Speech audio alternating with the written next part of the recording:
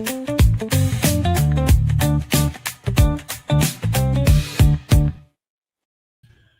is the Matt Mosley Show, and great to have you today. We got a lot to react to. College football. We had some breaking news over the weekend that people were reaching out to me like crazy over the weekend. Some things involving Baylor, Mac Rhodes. The Bears were playing last night. Scotty was in the arena. I have been in College Station most of the weekend with Scotty might call them my Aggies. I would not say that, but Aggies were in Columbia. But Scotty, I spent the weekend. By the way, welcome our Twitter audience. We have been doing our live Twitter premium group, and we've noticed that a lot of, especially when there's like big breaking news, people want to know what we have to say on that front. And so we'll have a lot to say. And boy, Baylor people, be in here today because we're going to talk a little bit about some of the reports out there, kind of what I have been hearing, this report, and then the ensuing investigation of Mac Rhodes. We know it. I've read it all. People were reaching out to me during a performance the other night when I was on the A&M campus. They were like, "Did you read this? Did you read this report? Did you read Outkick? What is Outkick?" Those were some of the many questions I was getting. If you're wondering, have you reached out to try to have Mac Rhodes on? Absolutely. And I don't know what's like when I put myself in Baylor's shoes. On one hand, I feel like this would be a great forum for Mac because while I would ask all the appropriate questions, I'm not exactly going to try to beat him up on the interview. And we're friends. So in some ways, I think it would probably be a very appropriate and good platform for him. Now, does that mean I would just lob a bunch of softballs up there? No. Somebody reached out to me over the weekend, Scotty, when all this was like breaking, and they were like, "Somebody said this about you, that you're a Baylor, or you're, bought by Baylor." I'm like, first of all, don't be that friend, by the way, people, that like if somebody else says something and you don't have like the guts to say it yourself, that you use the other person. Look what somebody said about you. It's so like spineless and weird. To be that, to do, just say it. If you got some issues with, by the way, confront your friends. That's one thing I'm very fortunate with. My high school, all my college pals, like they just like when there's something going on, everybody's pretty confrontational. Now, unfortunately, this is part of that story, Scotty, is things maybe got a little too confrontational between Mac Rhodes and Michael Trigg. And there was at least one coach involved, and so again, we'll talk about it, and again, Scotty, I appreciated it. I never know. I was kind of like, oh gosh, Scotty's going to delve into this, and what all are they going to say, and this will be interesting. And so this morning, I looked at Please Bear With Me, Scotty's podcast that he does with Terrence Ganaway, and Scotty, not that I was surprised, but I thought it was a very tempered, it was not, I just think when there's a lack of when there's some stories and some allegations and things, and there's not like a ton of you just don't know exactly what's real and what's not real. Those are not always easy stories to talk about, but you had Terrence Ganaway, who's on the podcast with you, that Please Bear With Me podcast, and he was a great player for Baylor. And so to be able to sort of bring and I was interested to see, because I know Terrence in the past has been pretty tough on Baylor at times, and I'm sure that has rankled some feathers and all that, or ruffled some feathers, whatever you do to feathers. But I just thought he had a really measured response, in an interesting response, which is why I said to Scotty today, like, hey, you think Terrence might jump on with us? I'd love to talk to Terrence a little bit more about this. But Scotty did a good job of sort of teeing him up and just saying, hey, how do you react to all this? And I just thought Terrence had a very reasoned, measured response to what's supposed to happen, how unusual this is, what might have occurred, and all of that. So anyway, at about 2:00 today, Terrence will hop on. Terrence used to do stuff with Siegmund 365, and I always thought some of his even some of his breakdowns of the games were very, very interesting. So I think Scotty is wise to use Terrence in this way. So, and I just thought, Terrence is just a smart guy who I think what's interesting is, Scotty, that's the only thing about you and Terrence having a podcast. What you have in common is and by the way, Lord knows I do this, but you'll start talking about one thing and then you'll kind of, now, Scotty, you were very concise by the way, you were kind of, I thought that was interesting because Scotty, when you tee Scotty up, he can go and go and go. I can, depending on the subject. With Ganaway, Scotty had the real good sense to go, okay, what does Terrence think here? And then he kind of came back and threw it right back to him. I thought that was good because you were really concise.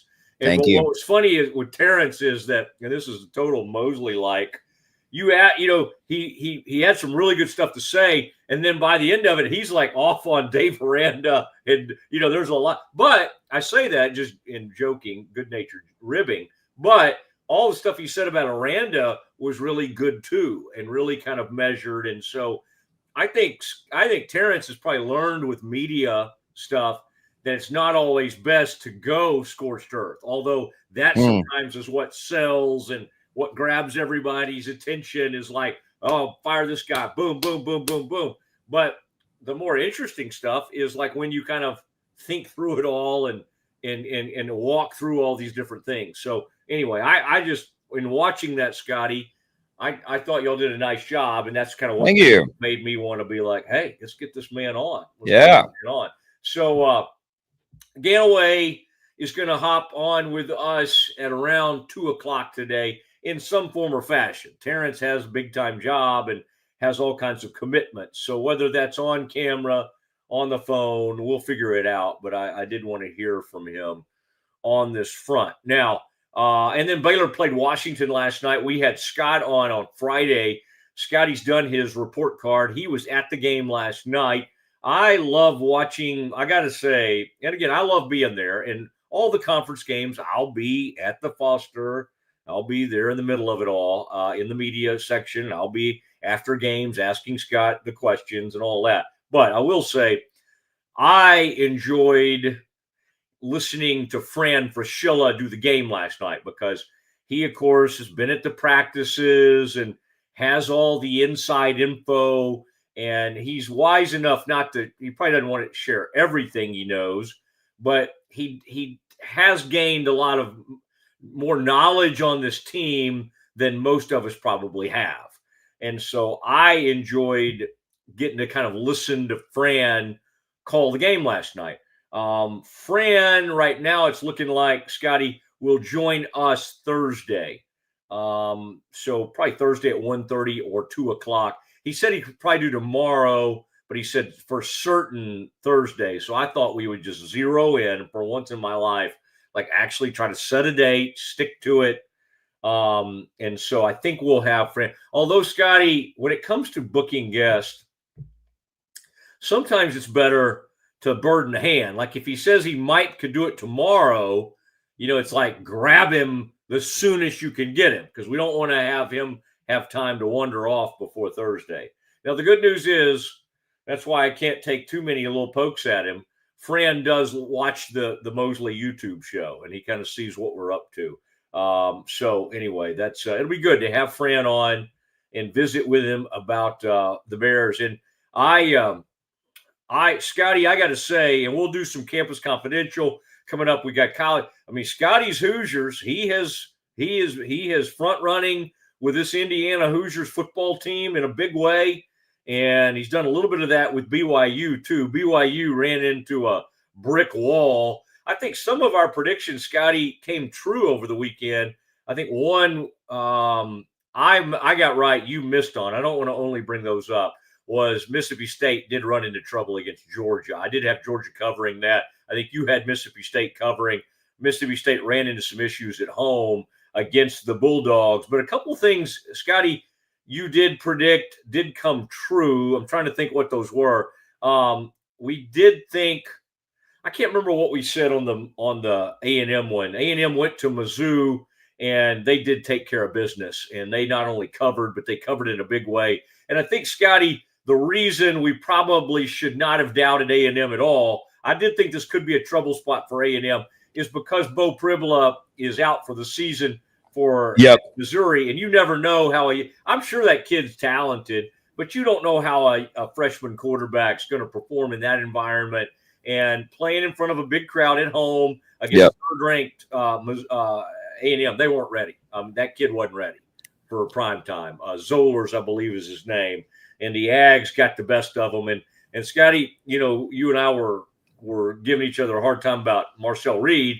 He did have another really good game, but it does help, doesn't it, when you can reach out there and go, you know what, I'm going to throw this pass. I might even throw this pass behind the line of scrimmage. All right, I'm going to throw a little screen out here to KC Concepcion, and I bet he can take it about 60 yards.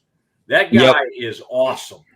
You and I have been talking about who other than quarterbacks, because these quarterbacks just aren't – none of them have really had great breakout seasons. And I never think it's fair to go, well, that guy has so many weapons. Or Tyson in Alabama, he's got so many weapons. Or whoever you want to bring up, Fernando Mendoza. Yep. Oh, Scotty, by the way, while I have you, how about those Hoosiers? And again, to do something great, you will have to win when you're not at your best. But my gosh, they almost lost to Penn State. Yep, and then the gotta have it drive. The best thing about that drive, it was Mendoza who led them that drive, but it was those playmakers. You're talking about playmakers around a guy. Those playmakers around Mendoza showed you that Indiana team is a team. Like, they've got guys at every position. And of course, that catch is the catch of the year in college football in the back of the end zone. And, Matt, you actually called this in a way, I thought, Friday. You said, man, it's still Happy Valley, and they might have that a little bounce, and they sure did. Penn State played a great game, and it was a big win for Indiana. I'll tell you the one you and I got correct was Oregon only beating Iowa by 2. I think you and I both said Friday, that Iowa would cover. I think Oregon went in like a 6.5, 7.5 point favorite or something like that. Yeah. So that one that was a mess out there in Iowa. Yep. Yeah. Yep. So we called that one. Okay. All right. The one that I don't think I called on your show, so I don't want to say, oh, look, I was right in my head. That's dumb. But Wake Forest beating Virginia was something I thought could happen. And it did. Well, Wake Forest has already beaten SMU and had some other scares with other DC. Right. I mean, I guess somebody's going to have to win that ACC, right? I mean, it's going to be my Georgia Tech Hornets, man. Yellow Jackets, not Hornets. I can't even get the mascot right. It's going to be the Georgia Tech Yellow Jackets are going to win the ACC. I'll tell you, I'll own this one too, Matt, where I was just dead wrong. I was dead wrong. I told you I thought that a 28-point spread was a little much for Notre Dame over Navy. Well, Notre Dame won that game by 39. That was a disaster for the Navy agenda there. No. I tell you what, let's spend some of Campus Confidential today. Wait, you thought Navy would – what was the final score of that game? Okay. It was 49-10 final, but I thought Navy had a shot to cover that 27.5 point spread, and they did not. Oh, yeah. When I saw it, at one point I thought it was 31-17 or something, or 31. Whatever I saw, I thought there's not that bad of a, but yeah, I guess it got away from them. Okay. Now again, Campus Confidential. Scotty's got his report card. One of the things you're going to like about this show, if you're a college basketball fan, is I've got a lot of great college basketball contacts and guests. And I've just am way into Baylor basketball. So I think after games, you're going to enjoy it because I don't just kind of, I'm going to kind of casually watch the game. In a weird sort of way, even though I do love Baylor football and all of that, I get way more dialed in. I guess the thing is, unlike football, where I'll wander around the stadium running into people and sometimes take my eye off the ball a little bit, especially when Baylor's not playing well. Hoops, I get way into it and I look at everything, and man, I saw some very encouraging things last night. In fact, I saw an actual point guard on this team. I saw a point guard come off the bench and run this team. Like, I like point guards. I don't like not having a point guard. Like the Dallas Mavericks decided to start this year, like basically without a point guard, or they have one. Well, I don't even know if D'Angelo. I mean, he's not really a true great point. But they've been awful, and they tried to make poor Cooper Flagg, who was not ready for prime time, run the point. Well, Baylor has tried to make Obi Ogbum run the point, and with some success. I mean, like I'll say, he had 7 assists last night. It's not like he had a bad floor game. He's in the 2 exhibitions, and in this game, he has not shot the ball well at all. But the kid came off the bench last night, Isaac Williams. So, yeah, we'll get hot and heavy into basketball, and we'll do that at about 1:35. All right. Scotty's got his report card. He's got some other things. Scotty, any kind of college football thing you want to bring up, that is fine. This Mac Rhodes thing, what I don't love doing, Scotty, is the whole, well, I heard about this, or I knew about, and I know you did this today too. I'm not saying you did it wrong. I'm just saying, like, we tend to in the media sometimes go, I had heard about, and I think what people, when they hear us do that, Scotty, they're like, why didn't you report that? Because I've always done that. I'm like, well, if you knew, you should have put a report out there or done something about this.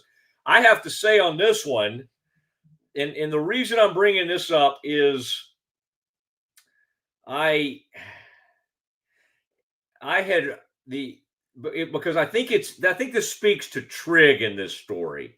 So in case you're new to this, both The Athletic had a story and Outkick, the coverage, just people know it as Outkick. It's Clay Travis started it, and this guy's name is Trey Wallace, I believe, was a reporter on this one. And I'm still asking around. I don't know, Scotty, I know you're doing the same. I don't know if every detail was correct in these reports. Let me give you a general. Mac got in Mac's down there before the game, and they're getting ready to play Arizona State. And Scotty, I do remember this. I didn't remember seeing it happen, but I do remember the sleeves. I remember having him those gold sleeves because it really stood out to me. And so I think most of the players, Scotty, was this a gold out or whatever, or was this what were they wearing in that game? Because they'd already had the blackout, right, to start against Auburn. This was the Arizona State game a couple of weekends later. What was Baylor wearing that night? Was it green, all greens? Do you remember? Against Arizona State. Anyway, I don't think there was. I think I'm confused because I'm looking on just to verify. I don't think there was a theme that night. I know it may not have been. Yeah, we did a gold out against K-State. Okay, so whatever they were wearing, he wore different sleeve color than the rest, and this is where it becomes. Scotty, I heard you and Terrence talking about this like almost a game of telephone.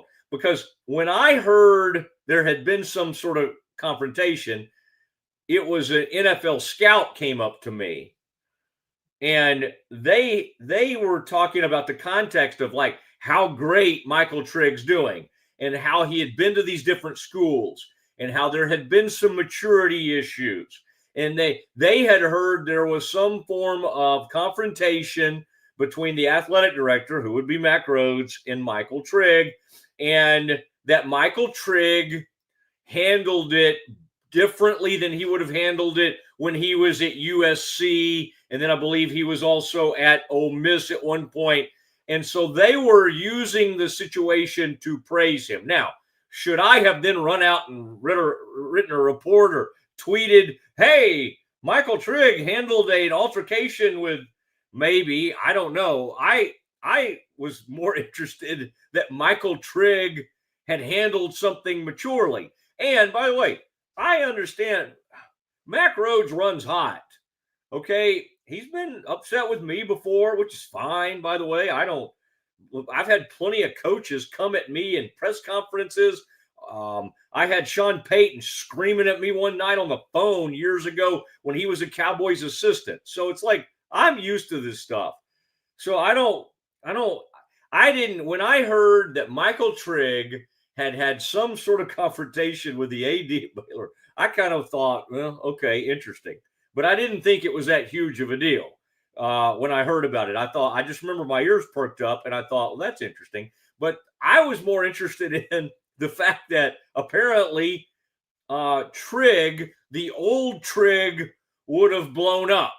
And so the scout, and I'm not going to say what team he's from, but the scout was telling me the old Trigg they think would have handled it one way. This Trigg actually handled it pretty well. This allegedly happened, and apparently, according to the reporting, Baylor has done a report on this. Mack Rhodes has apologized to Michael Trigg, but what set all this off was Mack Rhodes didn't like that Michael Trigg was wearing these gold sleeves, which stood out and was different from all his teammates. Now, on the surface, I could see like a coach or somebody not liking this. Should an administrator be down there getting involved and saying that before a game? No. I mean, if he wanted to address it, certainly could go up to. I mean, this is what even Jerry Jones, and I've been around Jerry for years. Even though he used to go down to the sideline in the second half and games and stand down there, he would have not gone directly to a player. Would Jerry ever go to a coach or something and say, blah, blah, blah, or here's what I've heard, or here's what's happening in this other game? Yes, he's done that before. I've seen Jerry go up during a game and talk to Jason Garrett. I've seen him. I don't know if he ever went up to Jimmy during a game, but I'm just saying that kind of thing has happened. Now, this is one thing, Scotty, we'll get into with Terrence because he'll have thoughts on this. But again, apparently Mack has apologized to everybody involved. Now, the reporting from Outkick also said that a coach, now I believe this to be Jared Anderson, the tight ends coach, came to Michael Trigg's defense, and the reporting that Outkick has, and I believe this was in the Athletic story, said that a coach kind of fired something back, defending his player and trying to calm the player down because this is kind of an interesting thing to happen. Now, we should add, Scotty, Trigg had 71 yards in that game. I think he at least caught one touchdown. Can't remember, Scotty, if he had any drops in that game. I know that's been an issue at times in his career. He's had a game or two this year where that's cropped up. But for the most part, Michael Trigg has had an All-American type season. You can make an argument that he is the best tight end in the country. Scotty, I love him, and I believe that he is the greatest tight end Baylor's ever had. And I think you've come around to that way of thinking as well. So now I know Jarrett, and I've had Jarrett on, and what I don't know is, like, in that reporting, they've made it look like some people reached out to, well, they didn't just make it. They reported that folks reached out to HR at Baylor and made complaints against Mack Rhodes. Now, Mack, again, according to a Baylor spokesperson, according to a Baylor statement, Baylor investigated this, looked into it, took the proper, I don't know if discipline is the word. I don't, but did something with Mack. Now, what I don't know is, Scotty, I heard you and Terrence talking about this. There seemed to be even some Mac hasn't been back down there this season. There seems to be a little bit of a discrepancy. Was that Baylor saying don't go down there, or was that Mac just coming to that conclusion on his own?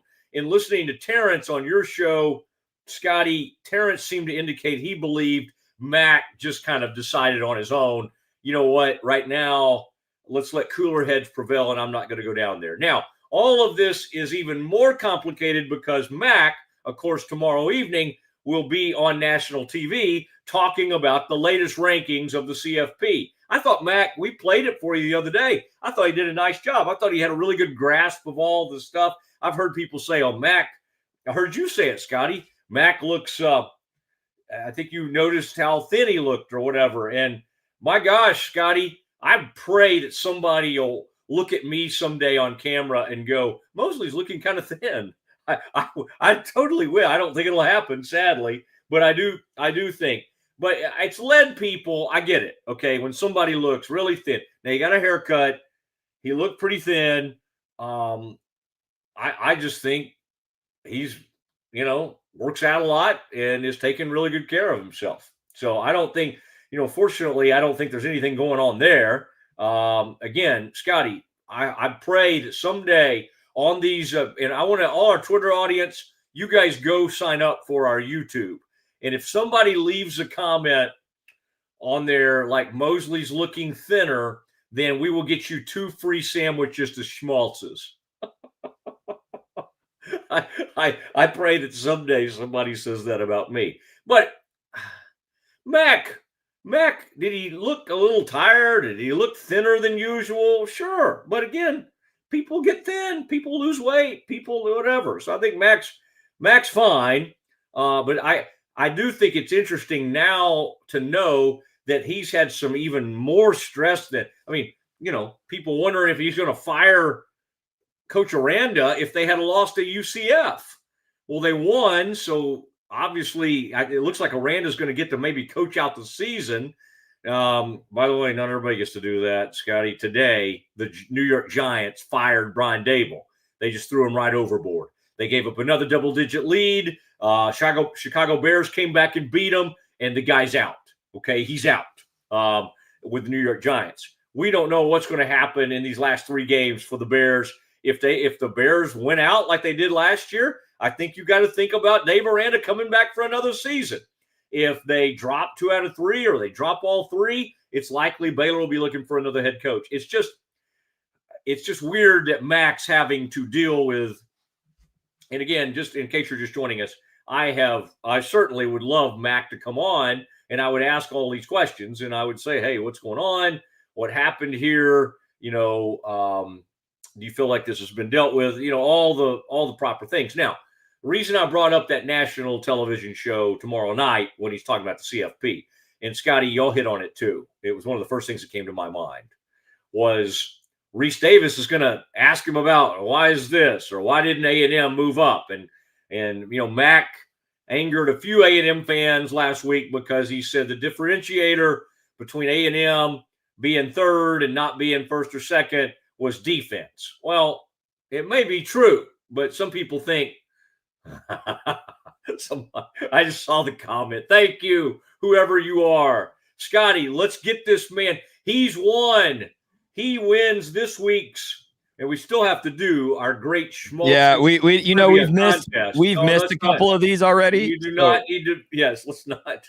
So we need to advertise that. But that's okay. We got it. Two Slovakians for you. Rider 30. Ooh. Send me here. I'll throw up the look, Matt. We'll do the whole thing. Winner. Yes. Email me right there. Rider 30. I love that. We'll get you 2 Slovakians coupons for saying nice things about Matt Mosley. Appreciate it. Well, now you keep saying Slovakians. Oh man, I'm mixing my shows up. Schmaltz. Yes, Schmaltz's. Look, let's the throw greatest sandwich shop. And hey, believe me, have I stopped at Slovakians? Yeah, absolutely. But that's another show. Yes, there it is. Schmaltz's. We love it. We love it. Thank you, Nelson Rue. Long time listener. Man, I've been trying to get over to the YouTube channel. These people, some of the guys from Nelson's age range, and I would say that would be in the 60s or early 70s, very upset with me. They're like, "Why did you leave us on radio?" Guys, more and more people finding us on the YouTube channel. We make it very, very easy for you. So I love that. Did I pander for that comment? Did I basically beg somebody to make that comment? I did, but you still deserve it, sir, because you followed through, or ma'am. Okay, Scotty. Oh yeah, here's what I was saying, because I want to do the Campus Confidential too, and then Terrence may hop by around 2:00. What I was going to say is, would Reese Davis ask Mack Rhodes this about, anything about this story or this Baylor investigation they did?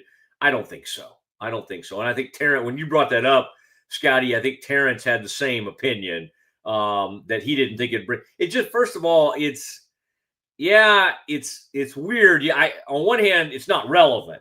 Now, I know when I say that, somebody might go, "Well, how's it not relevant?" He's the college football playoff spokesperson, and he's had this story come out where he had this altercation with a player.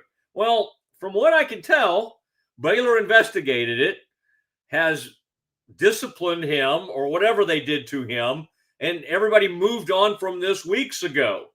We're just seeing the story come out, and now everybody's reacting to it. So I think Mack will be on there. And if Baylor decides that it would be appropriate at some point for Mack to address this publicly, then it'll happen. And I mean, I'd love for it to happen on my show. It may happen on another show. It may happen on national TV. But I don't think Reese Davis, because they have that, Scotty, they have that like 3 or 4 minutes or 5 minutes dedicated to it. And they think most of America is wanting to know, hey, why is A&M still at 3? Why is Notre Dame, why have you moved Notre Dame up a spot? Why did BYU fall that much? What did Utah do to move up? That's what most of the country is interested in. So I would be very surprised if Reese Davis at the end of it said, "Now, Mack, the story is out here about you having an altercation," because first of all, Mack is very upfront, and he's not always the most succinct person in the world. And I don't think ESPN would have time for Mack, because Mack's pretty candid, and I think Mack would want to give a full accounting of what happened or apologize or whatever he would want to do. That does not seem like the proper forum for that. Again, in a very self-serving Mosley move that should not shock any of my audience. Do it right here. Or come to our studios. Come over and we'll deal with it. But Baylor may be thinking, hey, we've put out a statement on this when Outkick and everybody, and Athletic reached out to them. We've released a statement. This was dealt with in week 3 of the season. And they're probably thinking, and this is probably the right way to think, is that the next controversy, not with Baylor, hopefully, but the next college football, whatever, that'll occur this week, and everybody will kind of move on. But believe me, I get it, folks. I didn't even know, the story had dropped.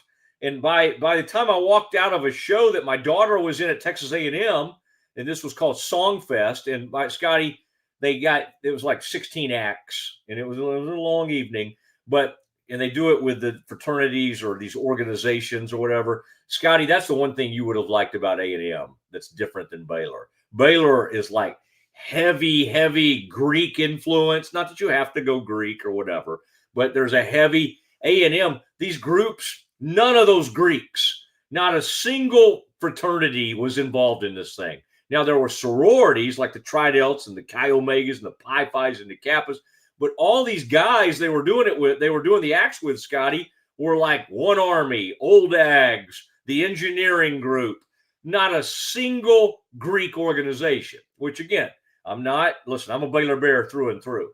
But one of the things A&M gets right is they get people plugged in in a million they got 70,000 students.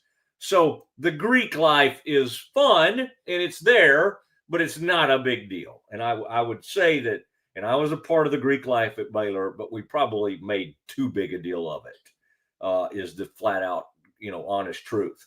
Okay. And by the way, the Baylor administration did not like the Greeks at that time. Maybe it's gotten better, but at that time they were always looking to, let's kick them off campus. Let's see if we can get let's get these guys off campus. All right, Scotty, let's do some Campus Confidential, and let's take a peek at Scotty's report card. And then around 2:00, we got major guests coming on to talk more about this story with Mack Rhoades and Baylor. It's all coming up next.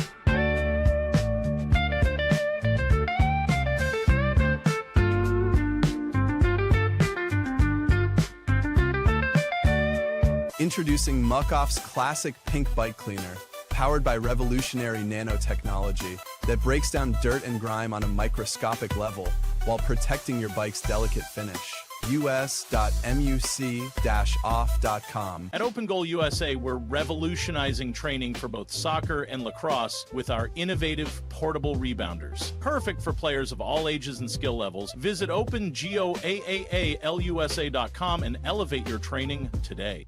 Looking for tickets to the hottest shows, games, and events? Ticket Liquidator is your one-stop shop for great prices, no hassles, and guaranteed tickets. Whether it's sports, theater, or concert, for the best seats at the biggest events, start with Ticket Liquidator today at ticketliquidator.com. Ticket Liquidator.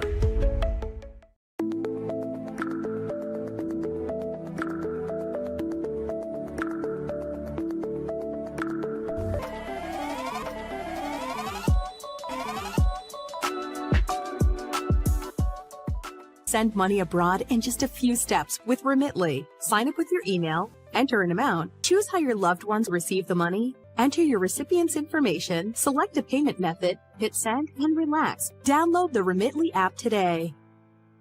Hi, I'm Mitch, the co-founder of Cake, a sexual health and wellness company designed for today and designed for you. Yes, you. The entire product line can be found at hellocake.com, and it's also available in every Walmart near you. If you want the best for your body, you want Ascension Providence, the largest sports and orthopedics group in Central Texas. Using innovative and cutting-edge technology, we're able to understand your body better than ever, delivering treatment with precision. And with our fellowship-trained and board-certified doctors, you'll receive excellent care. Work with a team dedicated to your health, wellness, and safety. So you can perform. At your best.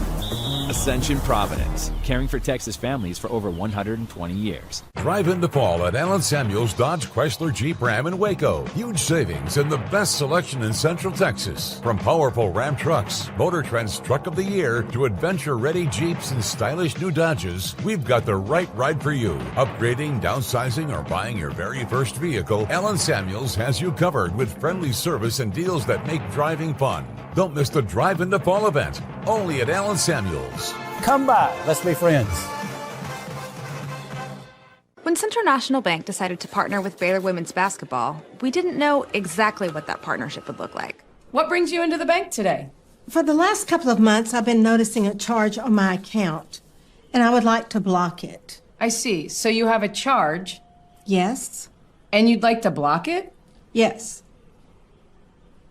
I think you should take the charge. What? Yeah, I definitely think you should take the charge. I don't think you understand. Sometimes you just have to take one for the team. Is there a manager available? We love that Coach Colin is all about the team. Once we get the vocabulary down, the sky's the limit.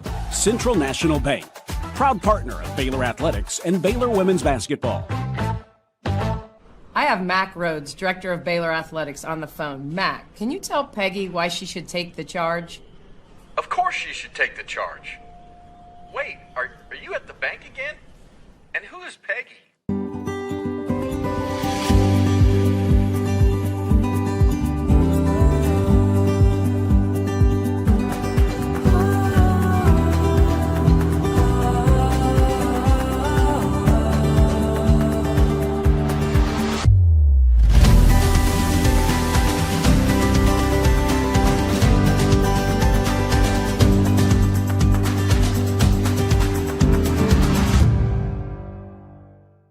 Football is back, and Underdog is the best place to make picks and win money all season long. Playing on Underdog is easy. Just pick whether your favorite players will go higher or lower on stats like touchdowns, receiving yards, interceptions, and more. Get your picks right, and you could win up to 5,000 times your cash. You can play with as little as $1. Download the app today and sign up with promo code Mosley to score $50 in bonus funds when you play your first $5. That's promo code MOSLEY. Millions of fans have already won billions making picks on Underdog. Will you be next? Underdog, make picks, win money. Must be 18 plus, 19 plus in Alabama and Nebraska, 19 plus in Colorado for some games, 21 plus in Arizona, Massachusetts, and Virginia, and present in a state where Underdog Fantasy operates. Terms apply. See assets.underdogfantasy.com/web/play and get terms _DFS_.html for details. Offer not valid in Maryland, Michigan, Ohio, and Pennsylvania. Concerned with your play? Call 1-800-GAMBLER or visit www.ncpgambling.org. In New York, call the 24/7 HOPE line at 1-877-8-HOPE-NY or text HOPE-NY. That's 467-369. Oh, you know what time it is. Underdog, not just something we advertise, but something that we do on the reg. And I'm getting a pretty good feel for this Baylor basketball team, as I'll share in a minute. And I think as we get further into college basketball season, the more they start posting Baylor basketball on Underdog, I will be doing it. Let me show you what my picks are for this evening. If you want to make some cash tonight, maybe you can do it with me. Here they are. You got to go with the sure things in life, folks. And more of these Underdog things, no risk. No risk. Go with the sure things. A Luka Doncic double-double. I mean, come on. Easy, sure thing. Jalen Hurts rushing touchdown on Monday Night Football. Tush push, baby. That's the only thing this offense can do, especially when Saquon has been struggling this year. Sure thing. I love that you can combo points plus rebounds plus assists. So Giannis higher than 44.5. There's a million different ways to skin a cat, and Giannis knows how to do all of them. Give me Giannis with higher than 44.5 points, plus rebounds, plus assists. That is a sure thing this evening. Remember, use that promo code Mosley, and they'll give you $50 of bonus cash with your first $5 deposit, just so you can make picks and win your money. Oh, Scotty, thank you for those. And I just texted you something. I just saw a headline from somebody. You know, I feel like what we're doing here is trying to kind of stay with. I'm not going to get into that, Scotty, but just take a peek. Just I need you to confirm or not if one of my buddies is making that up, or that's an actual headline involving this Baylor story we've been talking about. I mean, oh man, I am. That is some interesting headline writing that I'm seeing. Okay, we are going to talk about this Baylor situation, and we don't just have to talk about the story that came out about Mack Rhoades and the altercation or confrontation, whatever you want to call that. With apparently Baylor has already done an investigation and dealt with Mack Rhoades on it, and he's kind of moved on. So maybe everybody, I just think this is one of those deals where Baylor kind of saw this, dealt with it, moved on, and had hoped, obviously, that it would not become some kind of national story. Now, is it the biggest story in the country right now? No, it's not. Has ESPN.com put it up, or has they done anything on it? Not that I've seen. The Athletic did a story on it, and Outkick did a story on it. Outkick is Clay Travis's site. It's a very conservative-leaning, right-leaning site that does sports, and they do some good reporting and do some sports. But I'm going to continue to talk to folks and dig around a little bit. The thing that I've been able to kind of gather, and I'll bounce this off Terrence Ganaway, is that I will say that scouts across the NFL, they were sort of aware that some things had happened here. Because of course they're digging in, they're trying to get to know prospects, and so this somehow came across to them as somewhat favorable toward Michael Trigg in the context of maybe at some point in his past, Michael Trigg would not have handled something like this as well as he did in this instance. And so in some strange way, this might actually end up helping a little bit the narrative around Michael Trigg. One thing I don't quite understand, I think I'll ask about this at some point, is why we don't hear from generally the star of the game or somebody that puts up huge numbers like Michael Trigg has done throughout these 2 seasons, especially this season, we would hear from at the end of a game.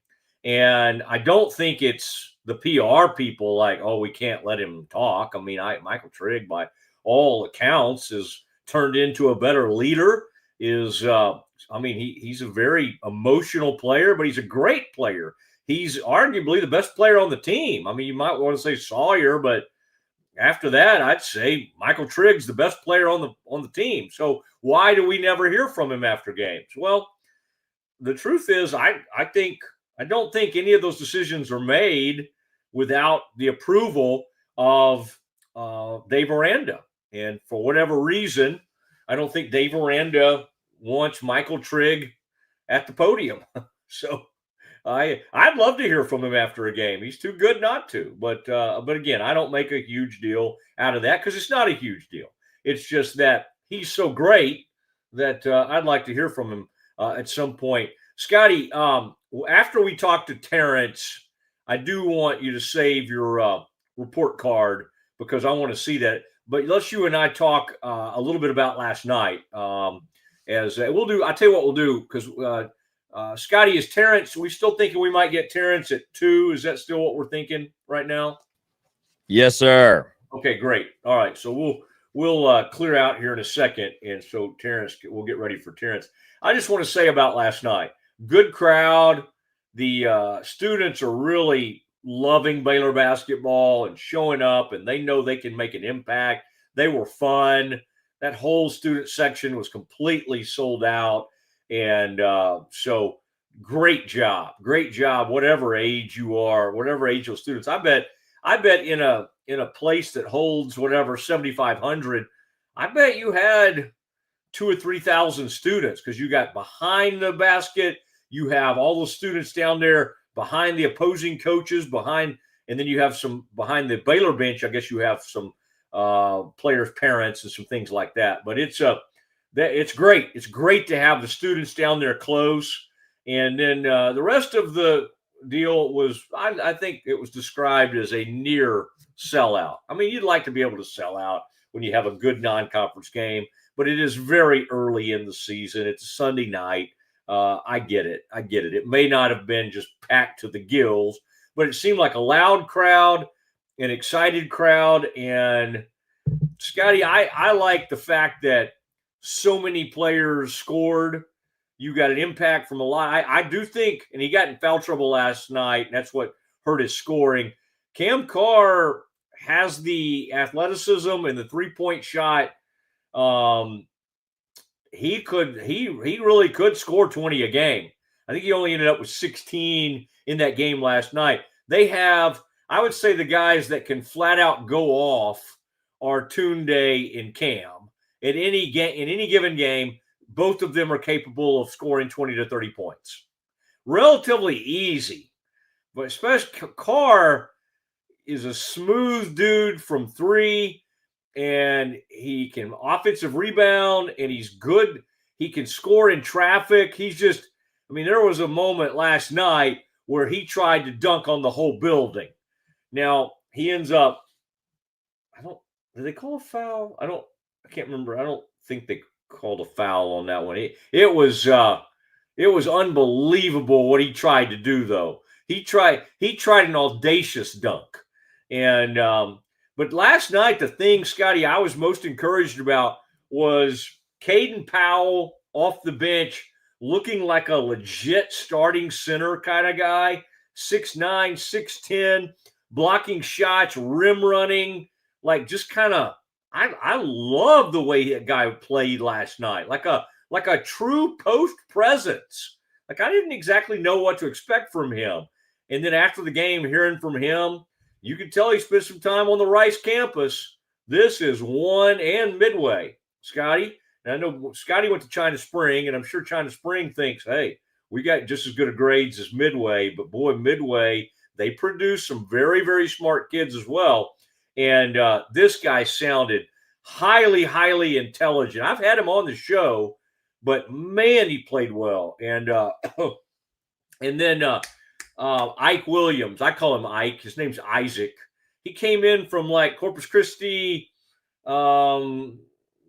Texas A&M Corpus Christi or somewhere like that. He transferred in. Woo, man, this dude can push the ball. He can finish in traffic. Like I was just like, okay, they do have a legit point guard on the team.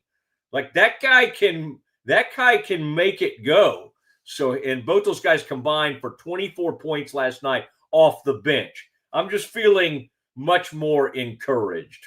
All right, we are going to talk to Terrence Ganaway, former Baylor star running back, and he had some great things to say on the Please Bear With Me podcast. We're going to bring him onto the Mosley Show next.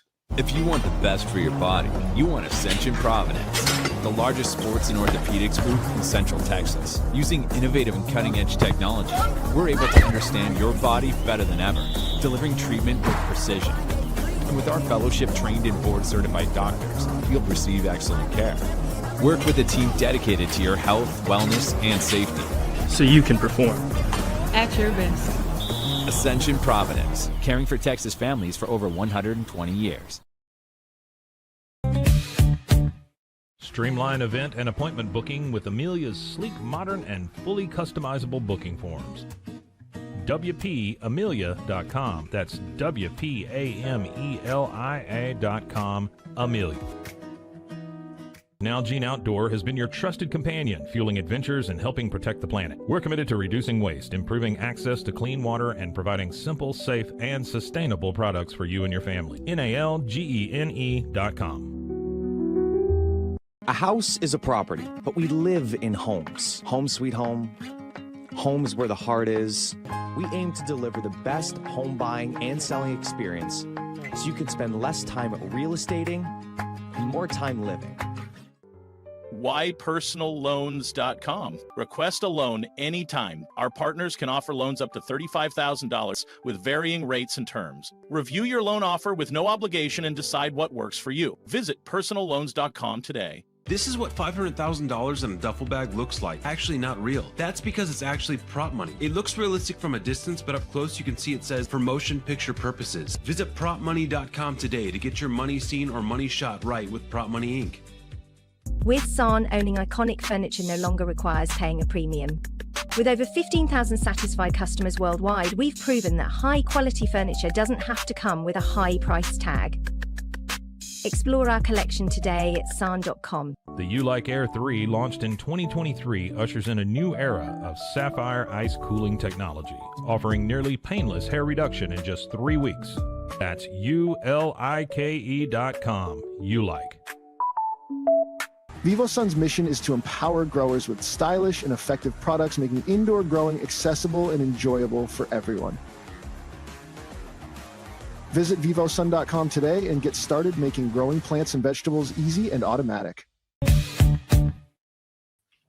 It is the Mosley Show, and proud to have Terrence Ganaway join us on the there he is. Oh, and he's got that. I love watching Please Bear With Me and seeing that background, seeing some of the things that Terrence has going on. Terrence, welcome to the Mosley Show. I started my day with the Please Bear With Me podcast. I love some of the things you had to say, and so I reached out to Scotty. I'm like, you think Terrence might come on with us? And Terrence, one of the things I won't do, I'm not going to give one of those 20-minute opening monologues like Scotty did before I turn it over to you, okay?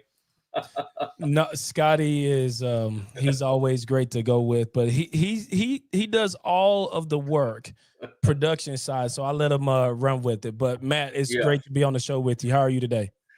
I'm doing well, and I'm basking in that Baylor men's win last night, Terrence over Washington. And then the women showed up today at number 7 in the country. I heard you and Scotty talking a little bit about that. I know we got some other things to talk about, but in a year when the football thing is very uneven, we don't know where it's headed, and then this weird story over the weekend, kind of fun to see a couple of teams playing really well.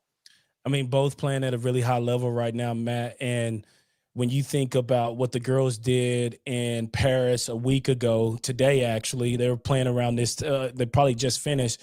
They went and beat a very tough and well-coached Duke team. And then last night, yesterday evening, they had a great game. The men just look very athletic, rangy, and they ran the court well. What excites me more about this men's team is how well they play basketball. And as we know, Sky Drew's teams, they gel better together later in the season. And I'm hoping that we can really gel together at the right time. But it's going to be fun to watch both of these teams play throughout the year. Now, I don't know how much fun we're going to have this weekend when Baylor plays Utah, but basketball is something that allows us to get excited as Baylor fans. All right, is that your Rams jersey up behind you there? It is. It is. Yeah. How about these Rams? I mean, Stafford's playing great, and it's even the team they played, their quarterback, Mac actually put up some pretty good numbers. But boy, the Rams, in terms of like when you're trying to decide right now who's the best team in the NFC, I don't know. They may be playing as well as anybody in the NFC right now. Yeah, I mean, Baltimore, not Baltimore, but the Bucks, they got beat by the Patriots yesterday. Yes. Eagles had a bye week. Not a bye week, an off day, and they played tonight against Green Bay. And I think if you look at those 3 teams or 4 teams, that's probably the top of the NFC. You got Detroit out there as well, but Green Bay, you got Philly, you got the Bucks, and you got the Rams. But Seahawks are playing very well too at this point. That coach seems to know what he's doing. How about Dan Campbell just taking over the play calling? I saw that yesterday. I mean, it worked. They scored 44 points. I think when you think about the rosters in NFL, if healthy, I think Baltimore Ravens have one of the best rosters. Philadelphia Eagles have one of the best rosters. Detroit Lions, Green Bay, and then you go over to LA with the Rams. Those 5 rosters are really well put together. And if you keep doing some things right, then everything kind of just works out in the end. A team that we're not talking about right now, Matt, is the Chicago Bears. They've won 6 out of the last 7, and they put talent around a young quarterback in Caleb Williams. They did lose Tucker Kraft last week to a season-ending injury. But when you think about what they're doing in Chicago, that division is very loaded with them, Green Bay, and Detroit. So it'll be interesting to see who wins that NFC North out of that division.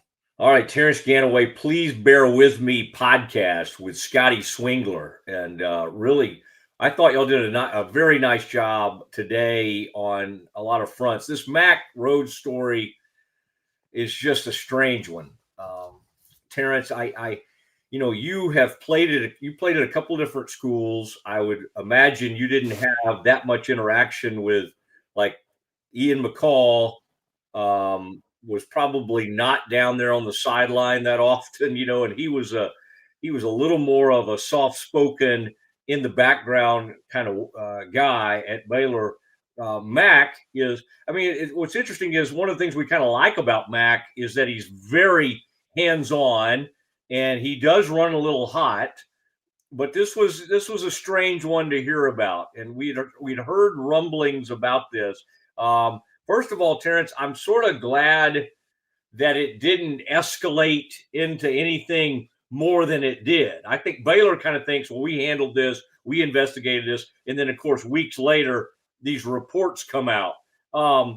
Knowing what we know about Trigg's past, what I'm hearing from scouts, Terrence, is that Trigg actually maybe handled this better than what he would have handled in the past. But from a player's perspective, Terrence, like how how surprising is it to have like any interaction with an administrator like close to game time? I mean, maybe somebody would be down there wishing you luck an hour before the game or 30 minutes or give you a high five or something. But like how kind of rare is this that someone would be confronted, allegedly confronted, like right before kickoff? It doesn't make much sense to me, Matt, and what we're seeing from the media, that Mac Rose would interject or inject himself into a situation that has nothing to do with administrative duties. This was a coaching protocol, or maybe a coaching mission that he allowed Trigg to go out there and wear whatever he want to wear.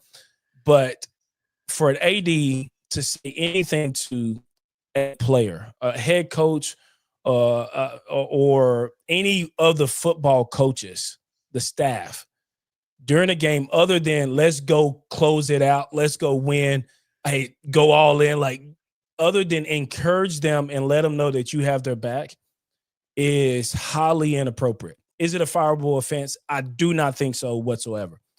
But what this does highlight, and what it does allow us to see that don't have a peek behind the curtain, is to see how dysfunctional things are within the athletic department in regards to Baylor football. I think the expectations are misaligned from Aranda and Mac Rhodes, and maybe even Livingston. And when you think about where Baylor should be in a Big 12 with a schedule like we had this year, a very favorable schedule, the talent we had, the double downing on NIL and commitment to these players, we should be in a better spot. But when things are misaligned and the expectations are not met, you get some of what we are seeing on TV and in the media play out like it is. But I was in the NFL with Stan Kroenke. He came to games. He was on the sideline. I never had any interaction, and I never saw him talking to any players. After a game, he high-fived coaches. After a loss, he shook their hands and was very professional about it. The thing we see now in the NFL with what the Colts owner, Jim Irsay's daughter, is doing seems a little bit more invasive, but it seems to be working. And she wants to learn a little bit of the trait. And so I know that those expectations between her and the head coach of the Colts are aligned. I don't know how much of the expectations between Aranda and Mac Rose are aligned, but to me, it looks like they're far apart. Yeah, and we wondered if they had lost to UCF or it's a close game or something, if there would have been a change. I mean, I think Mac was extremely disappointed, to your point, that the schedule and the way the stars aligned, and some of these great teams like BYU and Tech, as you and Scotty noted, aren't even on the schedule, and to be sitting here 5-4. Now, the tricky thing is going to be if they win out, and it doesn't seem possible, but they did it last year. I think Utah is more gettable than people think, because you get them at home, although they have responded well, and Whittingham's a great coach. I find it. By the way, did Art and other coaches, you just mentioned, where you played, and Kroenke's funny because to me he's the anti-Jerry. Mm-hmm. Kroenke never does interviews. He may be available to players, like you say, and may be supportive of coaches, but he is like the Giants owners more. He really likes to be in the background. And while he's friends with Jerry Jones, like I laughed when I saw Jim Irsay's daughters, or that one daughter, with the headset on the sideline, because my thought was, don't give Jerry Jones any ideas. You don't think he would love to just slip that headset on down there? Absolutely. I mean, he would love to call plays. I don't think she's calling plays right now. But one of the things that is super funny to me is that we haven't ever seen this before, and it's. I don't think it's because it's not a gender thing, but if a private company and I know the Colts are private, but they're under this NFL umbrella.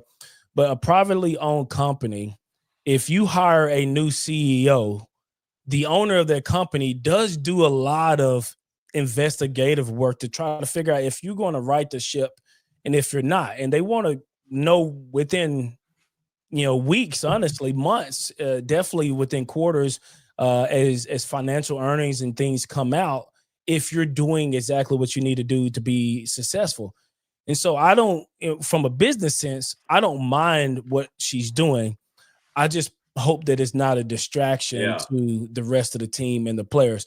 And listen, they probably I think they got the best record in the AFC right now since Buffalo Bills lost to a upset loss to Miami Dolphins. So, I mean, it's working for them, and their running back is having a career year.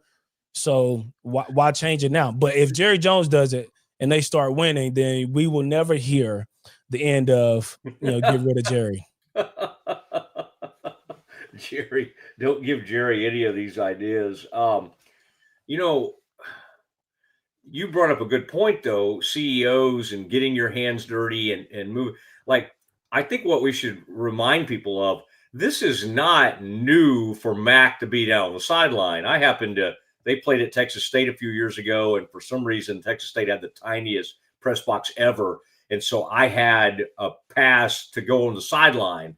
And so I'm down there wandering around, which is all you need is like Mosley on a sideline.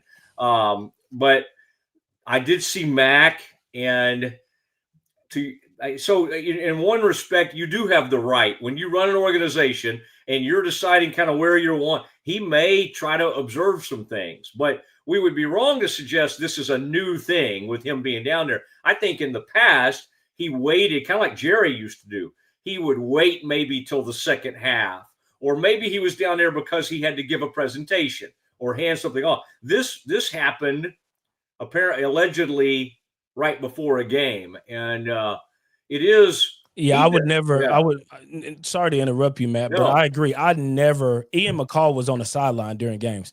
I never saw Ian before a game. Like before a game, guys, the pressure for you to come out and be ready to play at a high level is that you're more nervous right before kickoff than you are at any point of the game. So the tightness, the stress, the anxiety is at an all-time high until you get hit the first time, and then everything kind of settles down.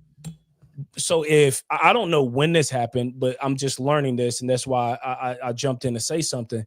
If it happened before a game, then I find it even more inappropriate because, guys, this guy is not worried about what he's wearing at that point. He's worried about, man, I got to do this release. I got to catch this ball. And you're thinking about the first two drives of a football game for offense is scripted.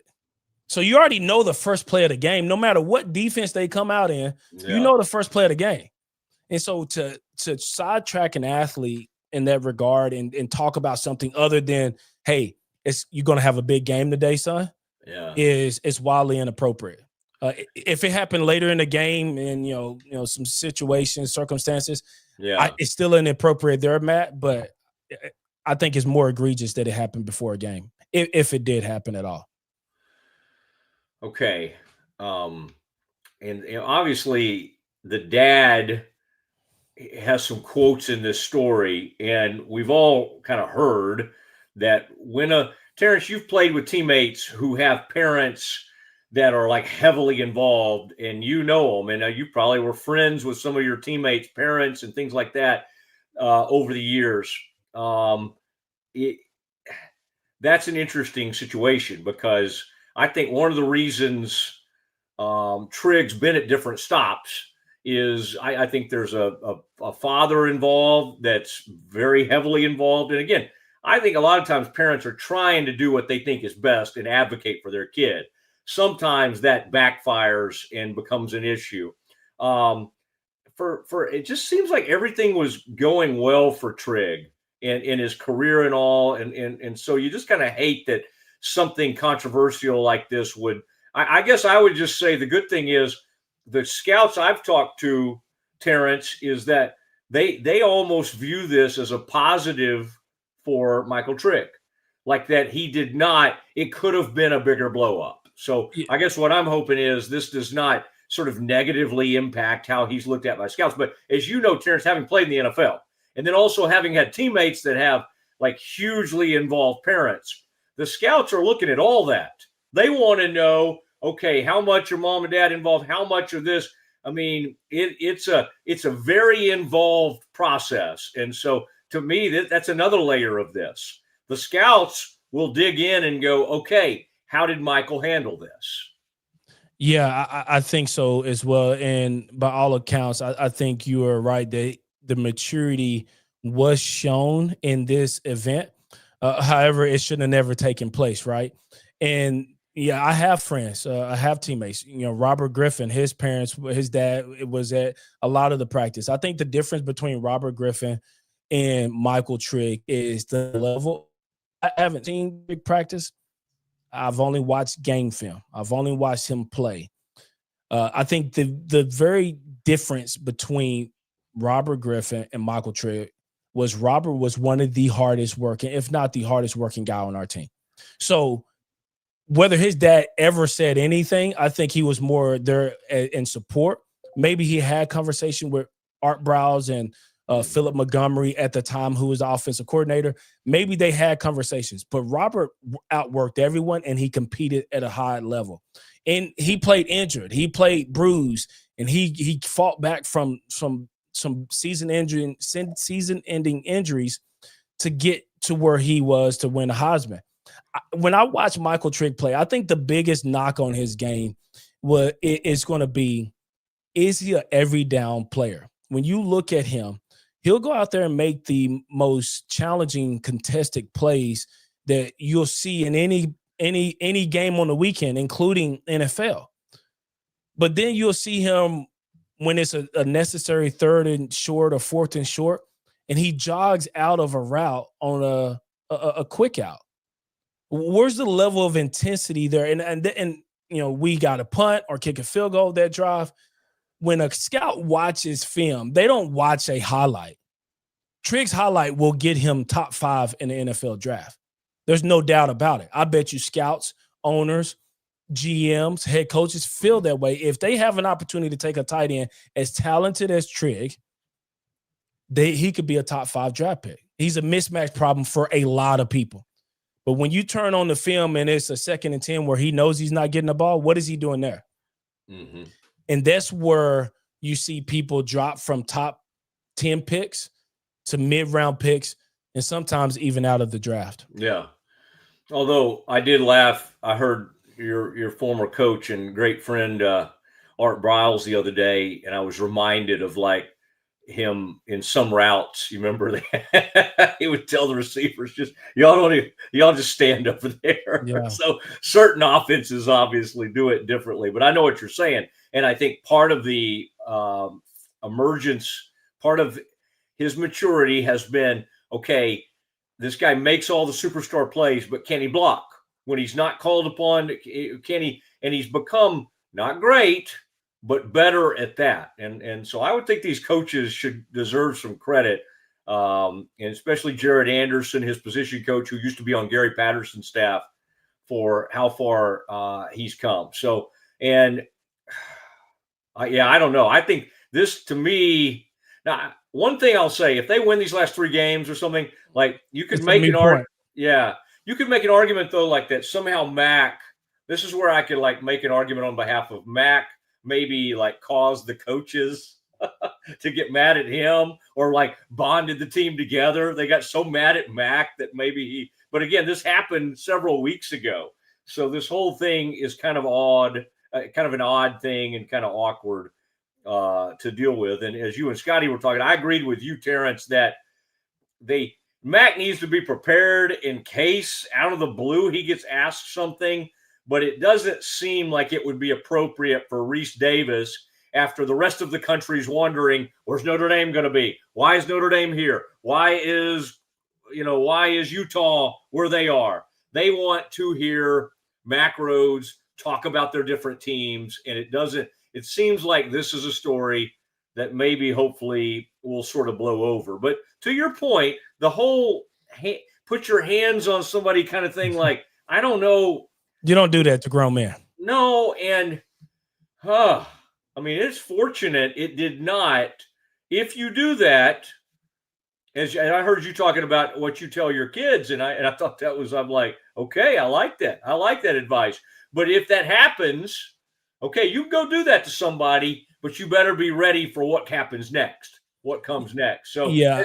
And then there are repercussions on top of that, because then if you come back at him, I mean, you're doing that on, against somebody that's a very powerful person at the school. So that whole thing, I'm sure Baylor had hoped. Now, when you look at this now, they had hoped, they had dealt with this, they had their investigation, everybody had moved on. But Terrence, as you know, these pesky reporters, they tend to stick around, and this was an interesting story. Terrence, do you, if Baylor does what we kind of think they'll do, which is drop 2 or 3, if they falter down the stretch, they're 5-4 right now. Let's just say they get it to 6-6. And they do get bowl eligible. There have been past Baylor teams, and Terrence, you remember when Art first started at Baylor and all, they were just waiting. Please, let's get bowl eligible. And for the first time in many, many years, they did. This is a different spot to be in. I would like to think that Baylor has a little bit higher standard than getting to 6-6. Are you still of the mindset that it's like 80 or 90% chance that Dave Aranda is gone at the end of this season? Matt, if he finishes 6-6, I don't think you fire him. The only way you fire him at 6-6 is if you have a search firm that has committed and that has done all their due diligence on a candidate, and the candidate is your ideal candidate, and he comes to Waco, and it's a done deal. All it needs to be done then is it be made public. Then you have to keep Dave Aranda at 6-6 during a year where we're just starting November. Yeah, there's going to be more openings that it's going to happen later in this year. And when you think about that, Kentucky, Florida State, when you think about those openings, and you get a guy like G.J. Kennedy or Jeff Traylor or Memphis coach, or the coach just 30 minutes north of me here in Denton, Morris, when you think about those guys, their stock is rising rapidly due to the market. It's inflation. And if you buy the wrong house in the wrong neighborhood during a high market, you're going to get hit with a bunch of interest. And I think Baylor does not want to get hit with all those interest charges. They want to let the dust settle. They want to make sure they get the right candidate. But I bet you this, Mack Rhodes does not allow Aranda to survive another 5-4 start next year. Like, the expectation would be even higher. Auburn's going to have a new coach already. We already know that. When we go to Auburn or go to Atlanta, Georgia next year to face Auburn, the expectation is we start off the season 1-0. When SMU come here week 2, the expectation is we start the season 2-0. And if we go drop the first 2 games of the year, you're going to see some of these firings happening more rapidly than they happened this year. So I think we stick with them for 6-6 to get out of overpaying for a coach that may not be worth a $6 or $7 million price tag. I think those are all fair points. I just think about how the dissatisfaction and how angry this fan base would be to, especially given the 2023 season there, you could make the argument, oh, wait, we got these defensive backs. He's going to get to stay. We're going to funnel all this NIL money in. And we don't want to have to pay him this large amount of money for his contract. But, woof. I mean, the one thing when you fire a coach that does, one thing it does is the hope factor. The alums start, firing all that NIL money. No, I'm with you. I get it that it's a crowded market. I mean, the guy at Oregon interests me. That Will Stein, the offensive coordinator. I think Eric Morris, who you just brought up, interests me greatly. But to your point, even some of the hot names from the past aren't hot anymore. Traylor's getting beat up. GJ Kinney is getting beat up. He's getting beat up. And so, these guys learn, boy, if you don't get out when you have a chance, then you can get stuck. And so that's what's happening to those guys. But I'm just trying to think of this fan base. I mean, like, think about that Houston game. Boy, you know a thing or two about that program. There's a program that seems to be on the way up. 8-2 record, and at one point was even being talked about as a potential playoff team. And they come in here and wipe it up with Baylor, and Baylor finishes 6-6 after a loss to Houston. Ooh, I mean, the thought of bringing Dave back, but I get it what you're saying. I'm not saying I've got a great long list. Now, as you know, Scotty has put like 30 different people together in this report that he will only release if, in fact, Dave Aranda is fired, and then the Swingler list will be released to the world. Well, I think when it comes to these coaches, all they have to do is to say they're talking to someone else. It doesn't even have to be factual. Eric Morris enters the job market and he says LSU is talking to me. That increases the price tag $2 to $3 million overnight. And we really haven't even gotten a good evaluation if it's a cultural fit or if it's, who do you bring in? Are we getting a quarterback because you think Sawyer's leaving? If there's a change, you thinking Bryson leaving. You lose a lot of this veteran-led receiving group. I mean, you got to rebuild an entire program if Dave Aranda is fired. And listen, it's necessary. You look at what our guy Kirk Cinetti is doing in Indiana. Like, it worked out for them.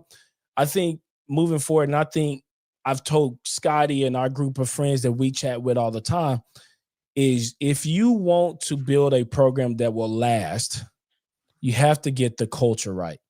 When I watched Baylor basketball, men's basketball last night, it finally felt like the culture was back right with how excited these guys were playing and how fast they were playing on defense, how they were scraping for loose balls and ripping at balls and getting putbacks and trying to emphatically finish a drive with a dunk.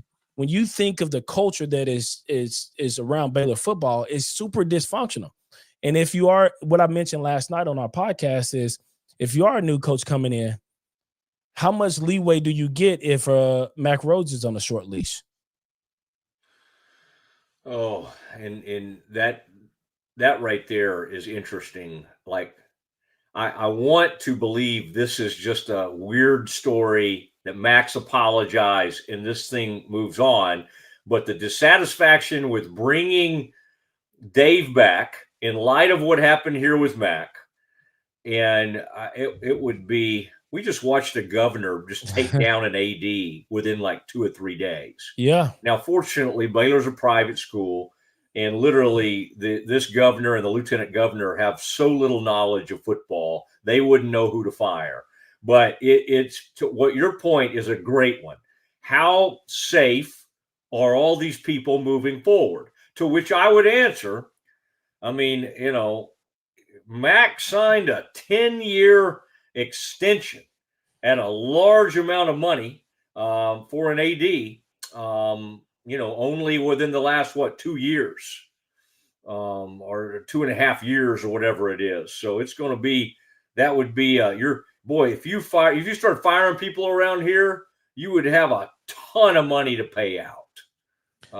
You have a problem on your hand, a financial one, and one that Baylor alumni does not want to contribute to. No, and if the board, and by the way, Lynn, you mentioned President Livingstone earlier, like they and Mac and the Board of Regents at Baylor all seem to have this very, great relationship. If they wanted to do something to Mac, okay, here's all they would do. They would literally point at this thing and go, we're going to fire him for cause because you can't do that. And that would, in a way, they could get out of a bunch of that money or maybe they could reach a settlement by doing that. They do not seem interested in that at all. And in fact, when they did that deal, Terrence, that long-term deal with Mac, they were and they did a long deal with President Livingstone.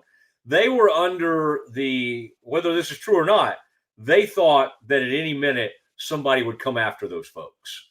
They thought Mack Rhodes, people were already trying and would come after him. And so that was the thought process on that. Well, we'll look.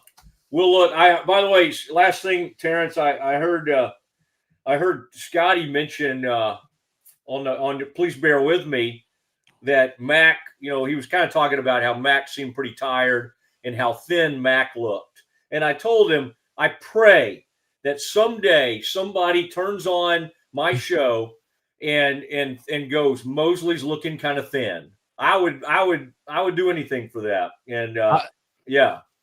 Listen, I hope they say that about me. Terrence is looking like he's at playing weight again. But unfortunately, I don't let people guess what position I played in college anymore, because they always say something that's super disrespectful. I remember, by the way. Yeah, I remember. You look good to me, and I think of you every once in a while because you had to deal with so much adversity, and you came back with Art to Baylor. Your story is so inspirational and so amazing. And nothing against Bryson Washington. I think he's a very, very talented guy. But I had to laugh when it's like, he's such a violent runner. Like all you guys that were great running backs weren't violent runners. Are we thinking this is the first violent runner that's come along? And so that, to me, I don't know why they can't keep him healthy. That's a story for another day. But I don't want to hear he's such a violent runner and that's why he's hurt all the time. I mean, I can come up with a pretty dang good list of violent runners. I would put you on it. I'd put Alfred on it. I'd put Walter on it. And I would just keep going down the line. I'd put Shock on it. I'd put Lake on it. Okay. So anyway. Yeah, Bryson. I mean, I would put Pendergrass on it. I mean, Correct. Like the list. Just look at Abrams and what he did. He broke the single rushing record because of how violent he came from defense. I mean, I think that's the epitome of violence. It's like putting Mike Singletary at running back. I bet you he would have did the exact same thing. But listen, Bryson Washington is a fantastic running back. Mm-hmm. And what most people don't understand is, or most parents don't understand is, sometimes you got to let your kids face adversity. And I know that some of these parents, since their kids are getting money and they're a byproduct of that as well, they think that their voice is elevated. And all you're doing is you're setting your kids up for a greater fall from grace. If you're, I got a small business, my son works for me, no one knows me except the 500 people in my town, it's okay. But when you elevate your kid up to a draft status, and they fall from grace, there, the fall is so much worse mentally, physically, and emotionally, and you want to protect that. So put your kids in adverse situations. Let them figure it out on their own. Like whoever leaked this story, things are going to work out all like it's supposed to. But I would say this: there were speculations when Brow's story happened that there were some active people in Baylor's board that leaked some of that information out. And when you talked about if the board really wanted to do something to Mack, they will point to this. What if that is happening? I pray it doesn't happen, because maybe Baylor could learn from their past sins. But if that's happening, then there's much more dysfunction that we need to uncover. Yeah, and boy, you bring up a great point. Back in the day, and I'm not even saying whether or not Art should have been fired, but the board, when Art and his attorney started kind of coming back at them, is when they went and got in the room with a newspaper, I think it was the Dallas Morning News at the time, and said, hey, here's some stuff. And boy, they rolled on him big time. And again, to your point, it got, I mean, already an ugly story got completely out of hand. But by the way, I was there the other day. Boy, that was a neat thing to see. A lot of Baylor people that loved Art come and celebrate, some of the great things he was able to do at Baylor. That did happen the other day, right on the edge of campus. As I told somebody, I'm like, it's almost on campus. There he was, and 700-800 people gathered. So there sometimes can be a bit of a healing that takes place over a decade or so after all that controversy. I hate that controversy has come to visit us again. Terrence, great job. You and Scotty, I really enjoy that podcast. Please bear with me. It's part of the Rogue Media Network. And I just thought, man, you brought a lot of great perspective, and you've seen a lot of things in your lifetime. And I still think of you as very, very young, by the way. But I just thought you brought some great things. So thanks for jumping on with me, and I look forward to talking to you soon. Matt, it's always a pleasure. Good luck, and we'll talk to you and Scotty later. All right, there he goes. Terrence Ganaway joining the Mosley show today. Please bear with me. Again, you can find that on all the different. It's got the YouTube channel as well. Go sign up for that. And as you just saw, Terrence, he's just a great guy, and I enjoy visiting with him. And he's got a lot of interesting thoughts on this. And it's not just the dysfunction. There's some of that present, and what the hope is that, let's remember, Scotty I like what Scotty said on Please Bear With Me. I think it's important when somebody messes up or there's allegations against somebody and you're like, what's going to happen? What's going to happen? I think it's important to go, well, he did this. He hired Rule. He kept Scott Drew from going to Kentucky. Like, there are some really good things he's done. I just think when the football program's bad and struggling, it's just like you saw at LSU. They don't care. They want a national. This guy hired away from Baylor a woman who brought them a national championship. They win the baseball national championship. It almost feels like every year. And they went 5-3 in football. And the governor fired the AD. They got the AD had already fired the head coach. I mean, it's a mess. So I do give somewhat thanks that while we're all Baptists, by the way, are dysfunctional. We're the most dysfunctional group you could ever find. And the biggest thing that makes me laugh, Scotty, is when somebody occasionally that's not Baptist will say, why doesn't the Baptist church get involved? Oh, my Lord. Oh, man. You really want to see some dysfunction? Have that happen. Have somebody from the Baptist. By the way, Baylor pulled away from the Southern Baptist Convention. Oh, I don't know, 1991 it was. Okay, there is no Baptist church to come in here. Baylor has to fix it themselves. They have to do what other schools do: roll up their sleeves, try to fit the Christian mission, and do the hard work that is cleaning this mess up. All right, Scotty. Wow, this has all gotten me worked up.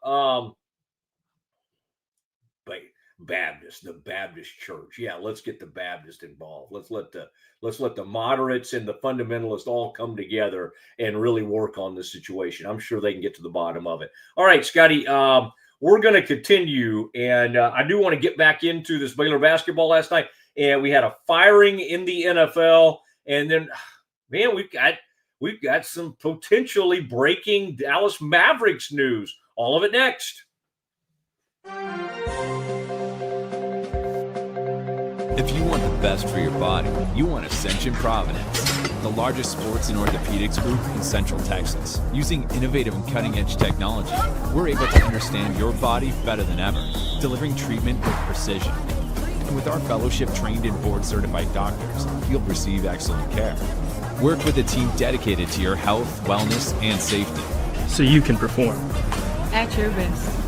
Ascension Providence, caring for Texas families for over 120 years. Drive in the fall at Allen Samuels Dodge Chrysler Jeep Ram in Waco. Huge savings and the best selection in Central Texas. From powerful Ram trucks, Motor Trend's Truck of the Year, to adventure-ready Jeeps and stylish new Dodges, we've got the right ride for you. Upgrading, downsizing, or buying your very first vehicle, Allen Samuels has you covered with friendly service and deals that make driving fun.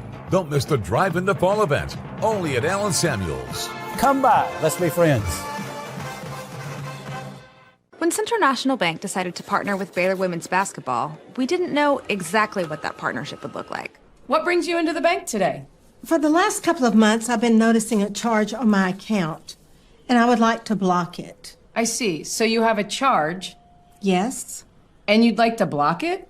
Yes. I think you should take the charge. What? Yeah, I definitely think you should take the charge. I don't think you understand. Sometimes you just have to take one for the team. Is there a manager available? We love that Coach Colin is all about the team. Once we get the vocabulary down, the sky's the limit. Central National Bank, proud partner of Baylor Athletics and Baylor Women's Basketball. I have Mac Rhodes, director of Baylor Athletics, on the phone. Mac, can you tell Peggy why she should take the charge? Of course she should take the charge. Wait, are you at the bank again? And who is Peggy?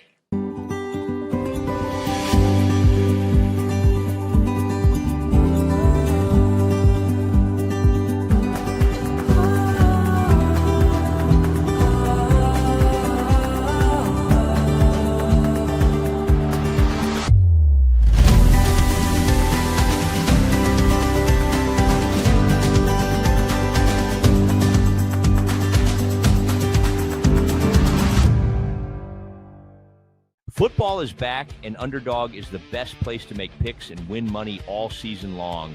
Playing on Underdog is easy. Just pick whether your favorite players will go higher or lower on stats like touchdowns, receiving yards, interceptions, and more.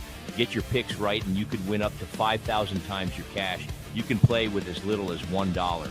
Download the app today and sign up with promo code Mosley to score $50 in bonus funds when you play your first $5. That's promo code MOSLEY. Millions of fans have already won billions making picks on Underdog. Will you be next? Underdog, make picks, win money. Must be 18 plus, 19 plus in Alabama and Nebraska, 19 plus in Colorado for some games, 21 plus in Arizona, Massachusetts, and Virginia, and present in a state where Underdog Fantasy operates. Terms apply. See assets.underdogfantasy.com/web/play-and-get-terms_DFS_.html for details. Offer not valid in Maryland, Michigan, Ohio, and Pennsylvania. Concerned with your play? Call 1-800-GAMBLER or visit www.ncpgambling.org. In New York, call the 24/7 HOPE line at 1-877-8-HOPE-NY or text HOPE-NY. That's 467-369. Oh, yes. The Mosley Show continues on.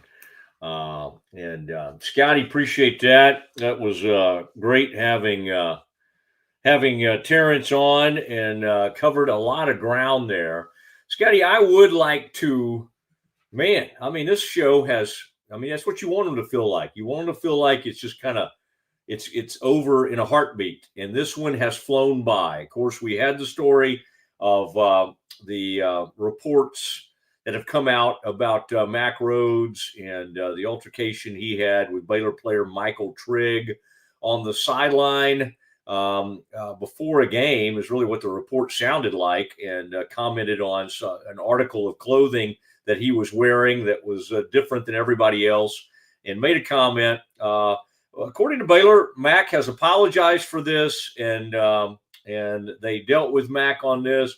He has not been, and I got to say, I haven't been looking down the sideline to see whether or not he's been down there, but by all reports, he's not really been down there. If he wants to go down there again, and I just think he's hopefully learned a lesson that, interacting with a player in that way. It's one thing to pump them up and get excited and celebrate with them or something like that. I don't really see a huge problem with that, but I think,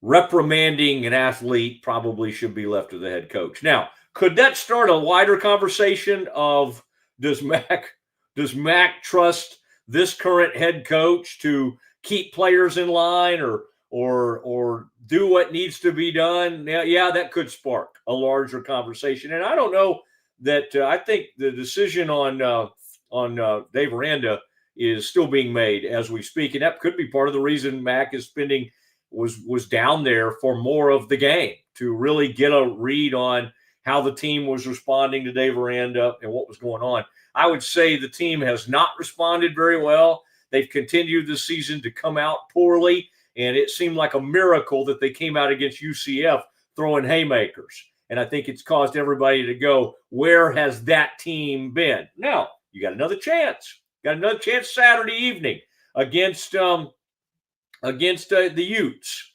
All right. Then you go up to Arizona, and then you finish with the Cougars. So you got 2 out of 3 home games. I found that a little bit depressing and a little bit interesting. And Scotty, I'm sure you already knew Terrence's opinion on that. Terrence believes that with the so many firings and so many openings out there that if the Bears do finish bowl eligible, win one more game and get to 6-6, that you should indeed not fire Dave Aranda. That's not what this fan base wants to hear. They are not, I think, particularly excited about going to a bad bowl game that you would go to at 6-6. Last time they went 6-6, they had to go play in Amon Carter on the coldest day of my life at TCU's home stadium. It was bad. It was bad. I think they've set it up where that can at least happen again. But listen, we would like Baylor to be held to a higher standard than getting bowl eligible and finishing 6-6. I'm not sure that is the case. I'm not sure where they are right now. Scotty, you had some, I'm trying to think of all the different things we were going to talk about today.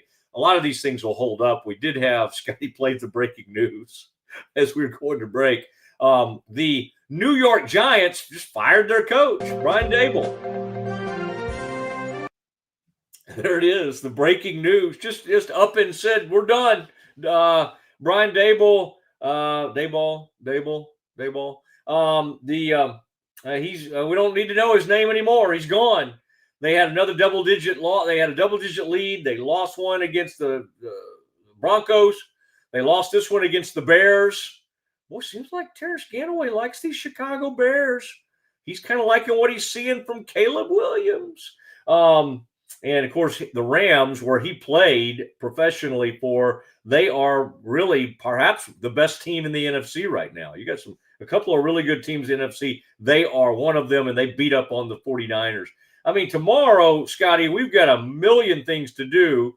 And we can maybe even hear a little bit from Scott Drew and his. I do want to do this, though. Scotty, let's save, too, I want to hear from Tim McMahon because he's now saying that Nico Harrison will be fired at midseason. It is looking like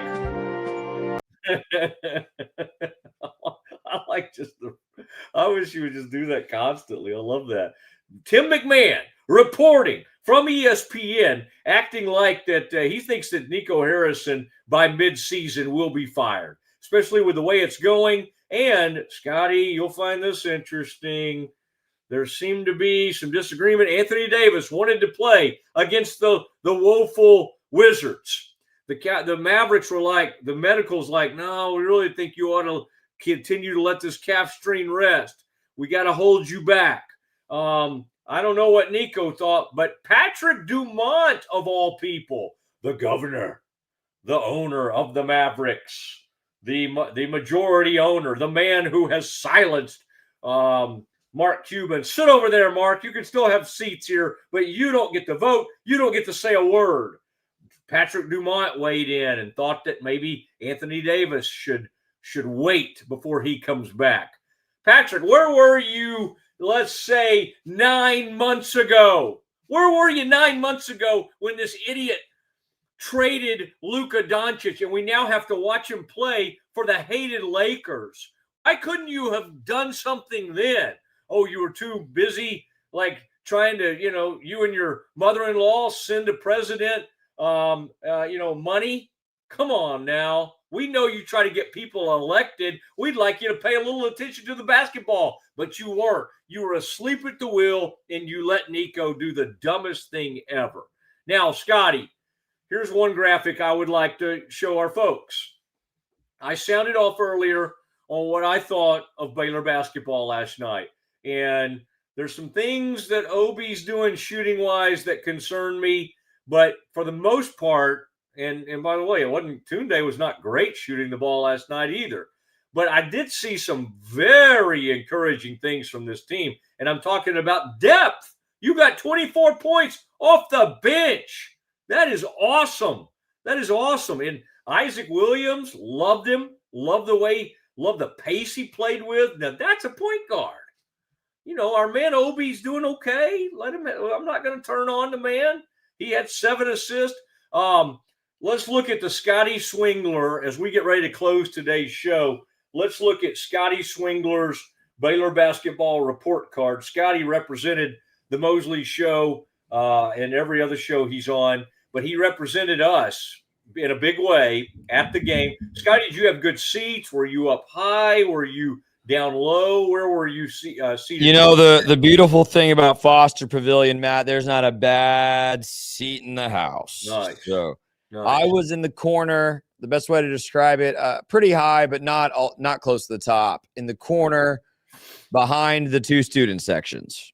So the corner where the student sections come together, I'm up above them in that corner. That's where my family has a couple season tickets. So that's where I got to sit. It was a good time. I'd say 80% capacity at the Foster. Here's my report card. Just as I did against UT Rio Grande Valley, I graded each player that played, just using A through F. And here's what it looks like this time. Now, Matt, I was tempted to give Obi an even higher grade. I know he did not shoot well, but I think for a guy who's kind of forced into this point guard role most of the time, I thought he played very well. His 7 assists were nice. He was effective on defense. And I didn't think he took any bad shots, Obi. So I thought he played a decent enough game. Cam Carr, now, on the other hand, some people might think I'm grading too strictly, but here's the deal. Cam Carr, through 2 games, looks like he is going to be Baylor's best scorer this season. Obi can score with the best of them when he's hot. Tunde, we expect to kind of come on as the season goes on. But Cam Carr, at this moment, is going to be your leading scorer on the season, or so it appears. You cannot get a 4th foul with 17 minutes to go in the ball game. And that sequence, I don't know if folks will remember, that sequence in which he got that foul, he actually turned the ball over kind of wildly. The ball came back. He kind of coughed it up again, and then he committed a bad foul. Scott Drew has said about Cam Carr, he needs to show me some consistency. I think we saw last night why Scott said that is because he needs to not make those kind of plays. But obviously, he shot well again last night. When he's on the court, he's a difference maker. Caden Powell and Michael Ratai both get A's. Huge improvement in the game for both of them. Michael Ratai, I think I gave a D in that first game. Looked totally ineffective. I think Scott Drew most emphasized defensive play in this game, which was clearly vastly improved the defense in this game. Powell and Ratai, both huge pieces of that. And then on the offensive end, it looked way more like they were trying to get Ratai comfortable playing his game and not feeling like he has to play like a center. And it made a difference. He was 3 for 4, I believe, from the floor, 5 for 5, I believe, from the free throw line. Let me check that real quick. Yep, 5 for 5, 3 for 4. And played very well. Caden Powell looked legit. I still wish we had another center on this team so that they could swap him out. But Caden Powell looked like a bona fide Big 12 center for Baylor. 12 and 10. Dan Skillings, B+. Dan Skillings is a player who knows his role and does it well. He's exciting to watch. J.J. White only played 6 minutes. Scott Drew keeps talking about how well J.J. White can shoot, but in Matt, in 6 minutes, J.J. White had zeros across the board. 0 shot attempts, 0 rebounds, 0 assists, 0 steals. Just a body right now. I would like to see him do more. Isaac Williams gets a B+. I think he's a little bit of a wild player. There's some plays with the guy Isaac Williams where I think he goes the wrong place with the ball. I think he's still adjusting to kind of the step up in competition, but clearly he showed you he can score. He can make plays on the defensive end. Tunde Yesufu gets a C+. There's part of me that wanted to give him a higher grade, part of me that wanted me to give him a lower grade. He shot very poorly. 4 for 13 from the field, 1 for 6 from 3. I think Tunde feels like he is supposed to be a scorer, and so sometimes he still takes really bad shots. He is still getting used to this college game, where Tunde made a difference and why he's not like a D or a C. The little plus there is a nod. He did have 3 steals and a block. He looked completely locked in defensively last night, Matt, and he kind of showed you why he's considered a really elite 2-way NBA prospect. Looks like he can guard 4 positions. Really great on-ball defense and some fast break transition stuff from Tunde last night.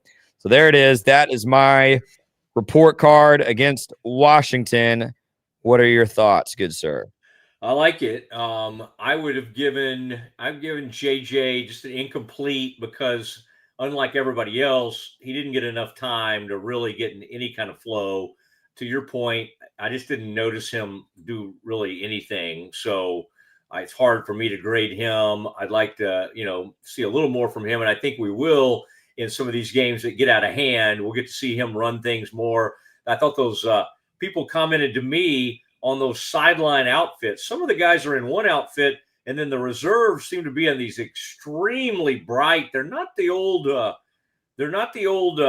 highlighter color, but they're like a yellow gold that just kind of very shiny and almost like bell bottom looking. Not sure what to think of those. Although one of those walk-ons over there, Drew Perry, is a great family friend, so I love seeing him over there. And they bring great energy. I would say that my player of the game, based on what we'd seen from him so far and how he played last night, was Isaac Williams. And what I loved, Scotty, and I said it earlier, was just the pace that he played with, how natural he looks with the ball. And while he might not have made every decision, he was on the floor.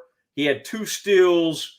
And I thought you made a good point. Tunde, they were moving their feet great and playing some really good defense, and those guys were taking awful shots. That game could have been different if Washington could buy a bucket. They were horrible from 3, and the big man wasn't as good as I thought he would be. He wasn't. At the start, I thought this guy will be pretty good. And but another good point you made that I'll echo, Ratai looked way more comfortable. Yes. And you can tell he's got a good looking shot, so that'll be fine. He's got a good looking 3-point shot, but he didn't look so out of sorts.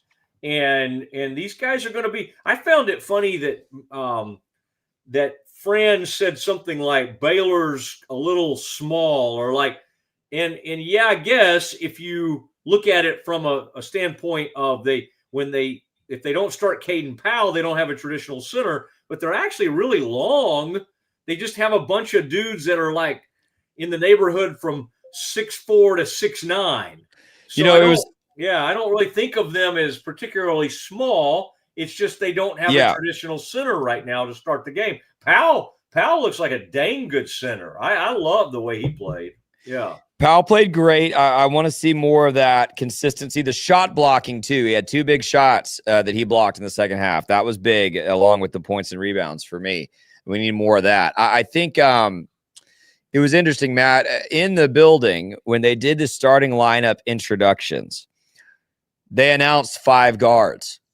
They didn't even have like Ratai or Skillings listed as a forward. They announced for all 5 at guard, Tunde Yesufu at guard, Obi Agbum at guard, Michael Ratai. They literally just announced all 5 guys as guards, which if you were wondering if positionless basketball is here to stay, I think it is. And that's Fran's point, right? Is like Baylor does not start. If Michael Ratai is your forward, I mean, he's a stretch. He's a stretch 4 at best, and he really is probably more of a 3. They could have gone big last night, and they tried at one point, and they should have just annihilated Baylor. And they had that one dude, Scotty, that came in, and he was big, that Washington, and he actually made some good moves to the hole, and he could not finish at all. But I thought to myself, ugh. Like there's going to be people that can't. That's what you really need Joslin Bodo to be healthy, is because Washington did not take advantage of Baylor's size last night, but other teams will. Other teams that have slightly more capable scorers in the low post could be a real problem. That being said, the on-ball defense from this Baylor team reminds me of some of the great Baylor teams we've loved throughout Scott's time, including the national championship team. I'm not comparing those two as far as quality.